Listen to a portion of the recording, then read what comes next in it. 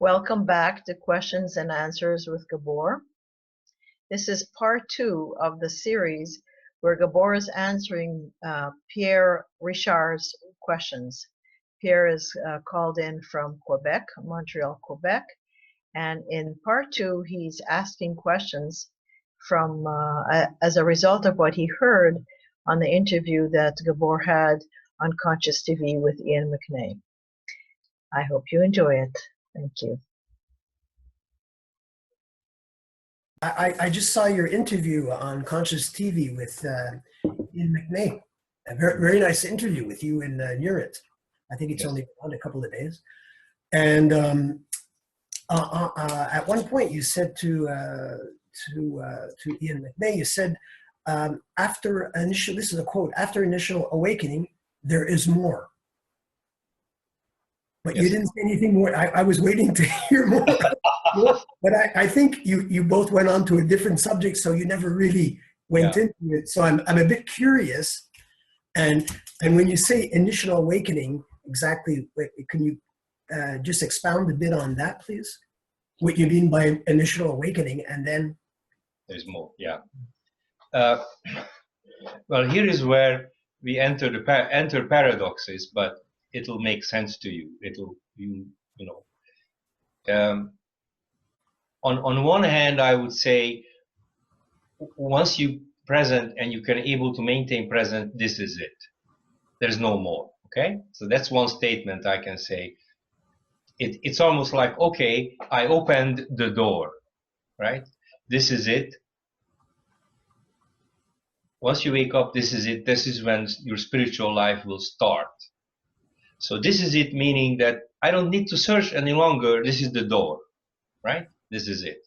On the other hand, this is when so-called spiritual learning will actually start. So that's what I mean. There is more. For example, more meaning that now we can start living from this space.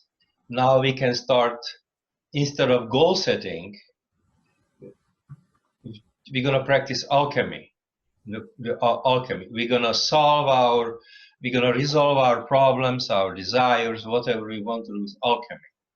Meaning that whatever we want to embrace consciously, we melt it away, we give it to the universe. A whole bunch of different set of rules apply after awakening.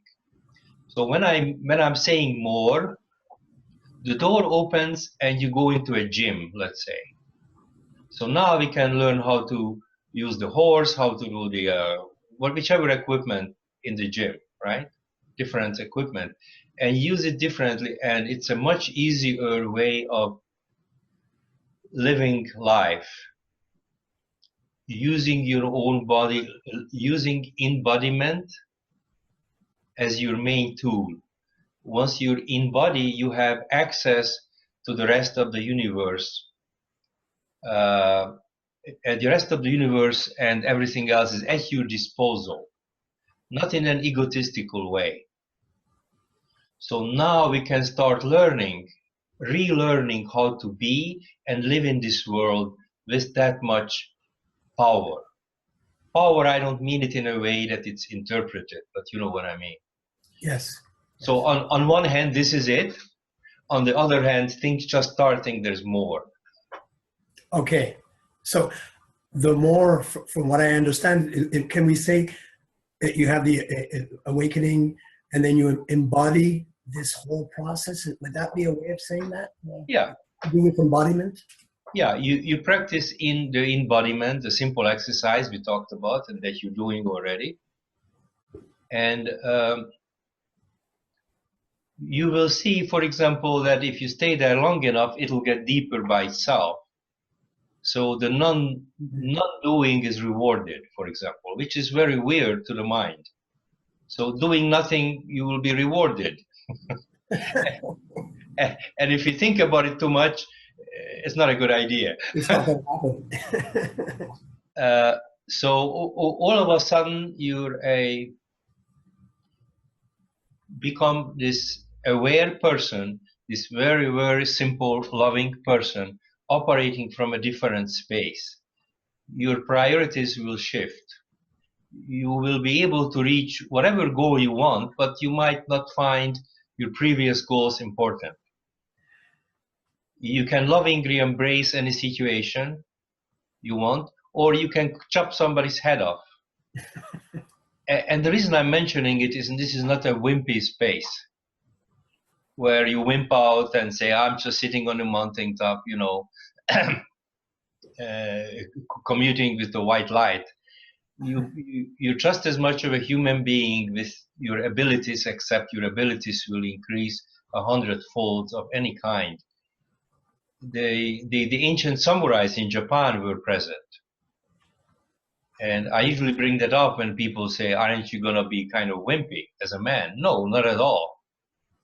So whatever action you take is what action you will take, except from a much broader, much more powerful base. Right. Yes. Yeah, I understand that. Yes. And I think you were talking to one of your students, Sylvia, I think her name is, and you said something to the effect of somebody broke into your house, you'd beat the shit out of them or something like that. That was pretty funny. Yeah, the reason I use that kind of language is because it's time to bring down this subject from the pedestal.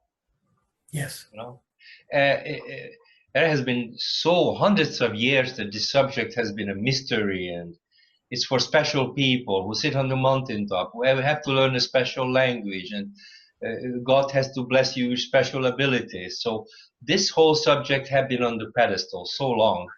It's not true. It's your birthright, and it's simple, and it's yours.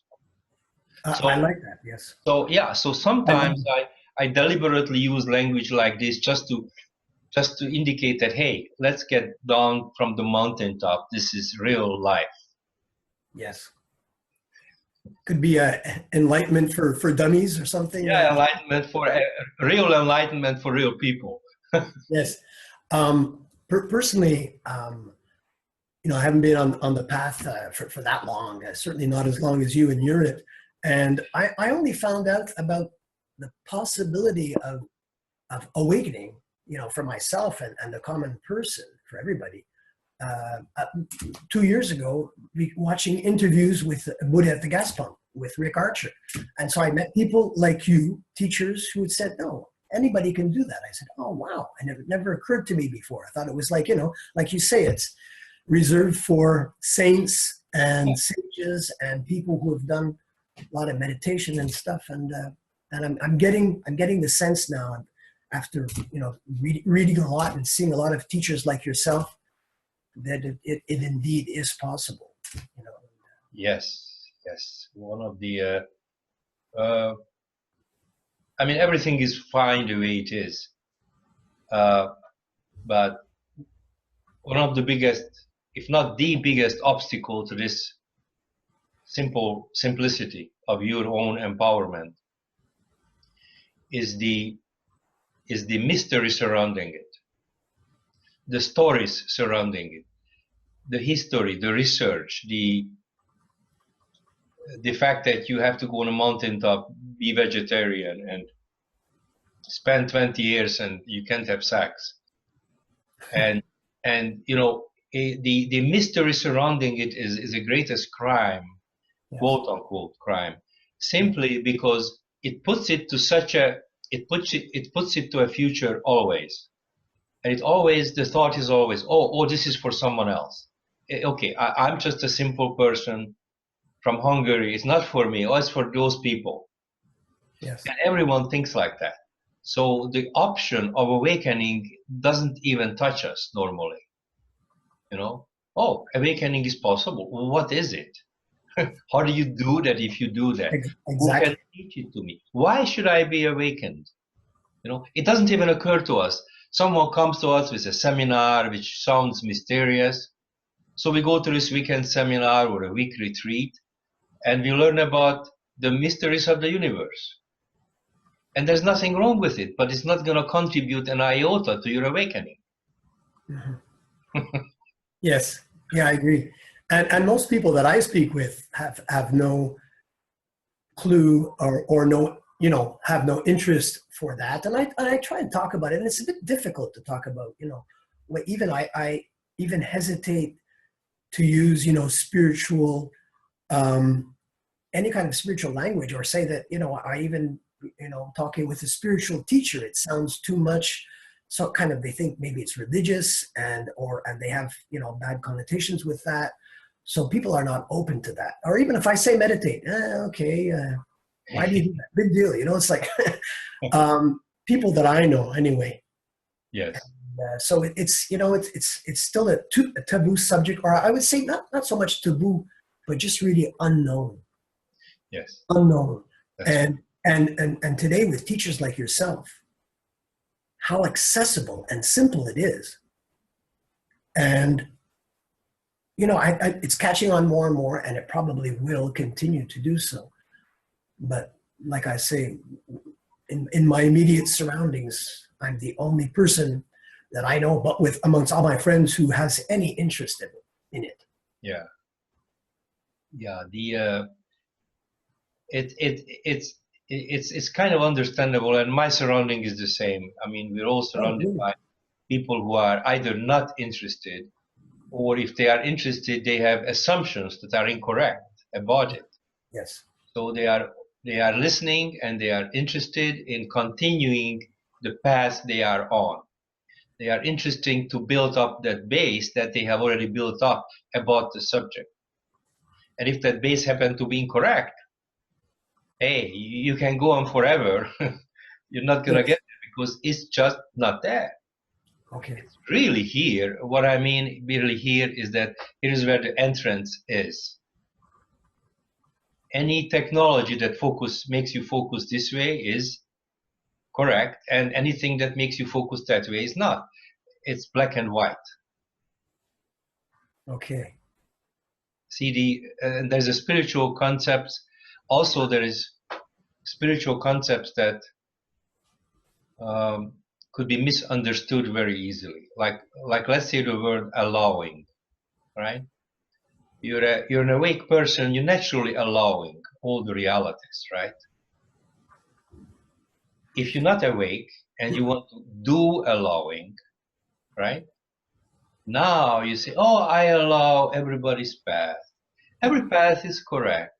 There's millions of pieces of grass. They're all different. So see, that gives my mind the right to actually look at a million different ways.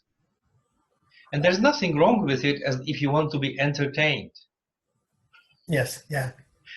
So the matter of right and wrong have been bastardized to such an extent that there is no way to focus where it is, because that's okay too, and that's okay. Oh yeah, and that's okay too. And let's see, let's see if I can investigate where we came from, which planet, and how does it relate to anything, as if it was some sort of a contribution to your awakening. Yes. And it's not. So I'm not saying it's right or wrong, but there's an entrance, and there isn't an entrance. Yes. That has to be that clear. Isn't allowing a bit more like surrender? Isn't it an interior thing? Isn't that's the way I kind of understand it? If you say allow something, it's to surrender to something, and it would be interior, not so much with, you know, allowing this person or that person to be like that. Well, you know, possibly in a way, but it's got to come from in here. You say, you just surrender and say, well, let it be like it is. Is that? Mm-hmm. Yeah, it depends how we use the word, of course. Okay. I heard allowing in the context of we allow everything around us, which is a totally natural thing to do once you're awakened. You allow, of course, you allow everybody's reality. Right. But have to be careful in not allowing every teaching to grab you and take you into a direction that you don't want to be going to. Yeah. Right. And surrender is also a good word. The problem with it is that it has been used for such a long time, and anything that have been used for a long time have been poisoned or stained by the mind already. Right. the mind says, yeah, surrender. I heard it. Yeah, I heard it. What's next? So we can keep inventing words, and if the mind puts it away in the memory, it stains it with time, and then every time now we mention that word, yeah, I know that. What's next? I get that often in conversations. I'm saying something exactly, and I may come up with something. Yeah, I know that. I know that. It's like, and I'm feeling they're not getting the essence of what I'm saying. They're just, it's an idea, and then it gets difficult, and say, well, can we go into this a bit deeper? But no, yeah, that's okay. No, I know that already. I heard that already. You see, right. So been there, done that. that's the problem with teaching this subject. Is that teaching the subject on the intellect only, on the intellect's level only, it's guaranteed to fail. Absolutely. And the more we learn intellectually only, the more poison we let into our system, the more we let our mind stain what we have learned. Because now it goes into the memory bank. So the first time, let's say, I teach you a concept called abracadabra, whatever. Okay, abracadabra. You hear it, the mind searches its memory bank. It never heard it before, right? Oh, okay, abracadabra. Oh, okay, I'm paying attention. I'm not comparing it to anything, and I'm listening to what you're saying. Next day, we say, okay, let's do abracadabra. Oh, okay. I already know that I had the experience yesterday. Now I have something in my memory, and so it's no longer fresh. It's no longer the same as it was yesterday. So things keep getting poisoned in the mind only, no matter how good the word is or how well intentioned, unless the word is spoken from the present moment and listened to from the present moment, it is stained and it's not going to benefit you whatsoever. Thank you, Pierre Richard, for calling us and asking us these wonderful questions. Thank you, Gabor, for answering them. Thank you, everyone, for watching. I hope you enjoyed it as much as I have, and stay tuned for part 3. We'll be out soon. Thank you. God bless and take care.